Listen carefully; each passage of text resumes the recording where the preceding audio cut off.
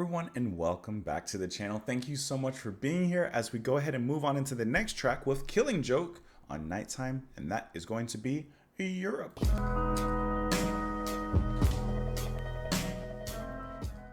Hold on, I'm coming. Okay, I was trying to get my headphones on, but they were stuck in the wires. Anyways, yeah, moving on to the next track here, Europe, like I said. Before that, and finally after this, I should say, we have the last track, 80s, which I do know. So this will be the last song on the album that I am not familiar with because 80s.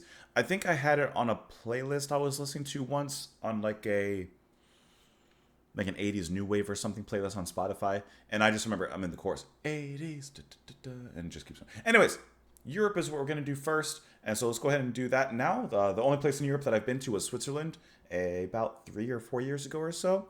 Loved it. But I would like to go back and check out a few more places. I actually would really like to go to like some of the Scandinavian countries and visit like places like that in Norway, Finland. Just, I don't know, I'll go up that way, Denmark. It just looks like a really nice place. But anyways, enough about that. Let's go ahead and listen to the music, which I didn't pull up. So, you know, and I'm going to have to, I don't know why I do. You would think that at some point I would learn. You would be wrong. And okay, there it is. All right, got it. Let's play it. Here we go.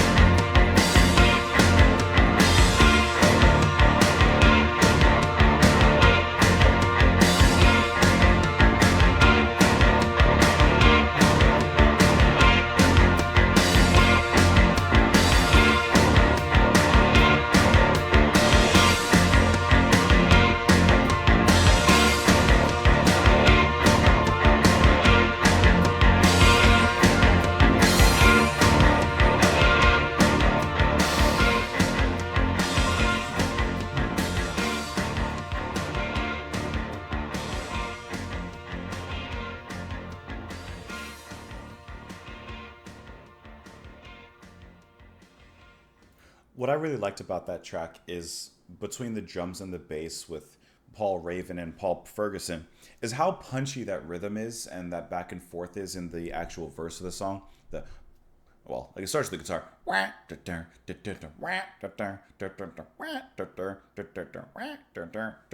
It's just a really fun rhythm that always comes back to that hit that feels so nice and really like punches you in the face. And the bass just moving really nicely between that. It feels really great. I like how in this song how Jazz sings out like kind of barking in a sense, which works with the lyrics and the way that he's delivering it. But then in the second part of the verse, in a sense, he kind of goes back into that kind of smooth 80s facade for just a moment before kind of going back to that barking delivery, which I also really like. Then the chorus, of course, opens things up, adds a little bit of a layer of ambience that was subdued before in the verse, but brings it to light in the chorus. Because Coleman, throughout that punchy verse, there's still that keyboard line that's underneath it that just kind of glides. It's just underneath everything. The focus is really on the bass, the drums, and the guitar. And of course, Jazz is singing with that keyboard line just underneath everything, like a melodic pond. And then in the actual chorus, that's when it comes up just a little bit more to the forefront, taking center stage with the rest of the band. And it works in that sense because it opens up with everything else. And I thought that was a really nice of kind of bringing that forward into the music. And then they have a little bit of fun with the break and how they go back and forth in there, pausing a few things, speeding up some things. The guitar riffing is just a little quicker. The drums become like a little bit more hurried. There's those kind of double time fills that happen on the rolls. So instead of ba da ga ba da ga ba, he goes ba da da.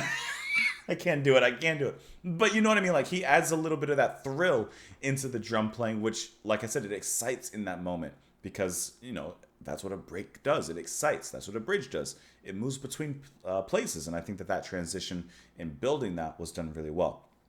Let's look at these lyrics here real quick. Wrong button. Press the credits instead.